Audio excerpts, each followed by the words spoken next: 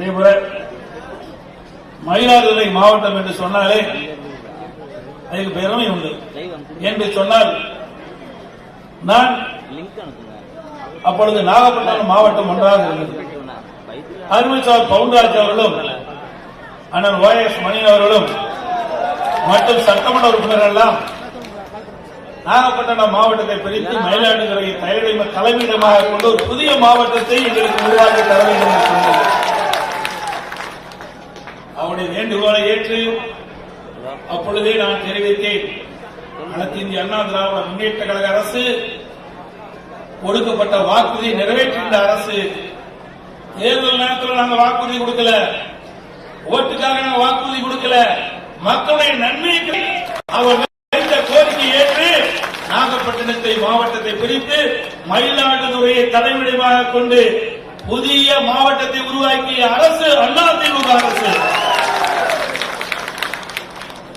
இங்கே மட்டுமல்ல, தமிழ்நாடு முழுவதும் 6 மாவட்டங்களை புதிய மாவட்டமாக உருவாக்கிய பெருமை அதிமுக அரசாங்கத்தை சார்ந்த. அதோடு இந்த சீர்காழியில் கோட்டமாக அறிவிக்க வேண்டும் என்று என்னிடத்திலே கோரிக்கை வைத்தார்.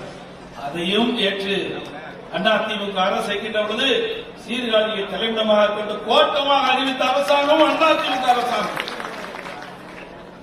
அது மட்டுமல்லாம சீர்காழியில் இருக்கின்ற ஏழை எளிய ஒடுக்கப்பட்ட நசுக்கப்பட்ட குடும்பத்திலே இருந்த மாணவ மாணவிகள் குறைந்த கட்டணத்திலே உயர்கல்வியில் பயில வேண்டும் என்று அதற்காக சீர்காழியிலே ஒரு அரசு கலை மற்றும் அறிவியல் கல்லூரி வேண்டும் என்று கோரிக்கை வைத்தார்கள். அந்த கோரிக்கையும் ஏற்று அம்மாவுடைய அரசு இங்கே அரசு கலை மற்றும் அறிவியல் கல்லூரி கொடுத்து இந்த பகுதியில் இருக்கின்ற ஏழை எளிய ஒடுக்கப்பட்ட நசுக்கப்பட்ட சமுதாயத்தைச் சேர்ந்த மாணவருடைய குழந்தைகள் குறைந்த கட்டணத்திலே அரசு கலை கல்லூரியை படித்து அவர்கள் ஏற்றம் பெறுவதற்கு நடவடிக்கை எடுத்த அரசாங்கம் அதிமுக அரசாங்கம். அது மட்டுமில்லாம இந்த டெல்டா மாவட்டம் என்று சொன்னாலே இன்றைக்கு பொன் விளைகின்ற பூமி, முப்போகம் விளைகின்ற மண் இந்த மயிலாடுதுறை மாவட்டம். இந்த மாவட்ட விவசாயிகள் அச்சத்தில் உறைந்து போயிருந்தார்கள். டெல்டா மாவட்ட விவசாயிகள் தங்களுடைய நிலம் பறிபோய் விடுமே என்று அச்சத்தில் இருந்த விவசாயிகளுக்கு அதிமுக அரசு அவர்கள் வயிற்றிலே பால் வாய்க்கின்ற விதமாக டெல்டா மாவட்டத்தை பாதுகாக்கப்பட்ட வேளாண் மண்டலமாக அறிவித்த அரசு அதிமுக அரசாங்கம். நானும் ஒரு விவசாயி, இன்றைக்கு விவசாயம் செய்து கொண்டிருக்கின்றேன். இரவு பகல் பாராமல் ரத்தத்தை நேரடியாக மண்ணிலே சிந்தி உடைக்கின்ற அந்த விவசாயியுடைய கஷ்ட நஷ்டம் துன்பம் துயரங்கள் அத்தனையும் நானும் உணர்ந்திருக்கின்றேன். அப்படிப்பட்ட மக்கள் தன்னுடைய சொந்த நிலம் பறிபோய் என்று சொன்னால் எந்த அளவுக்கு மனவேதனைப்படுவார் என்பதை நான் உணர்ந்திருக்கின்றேன்.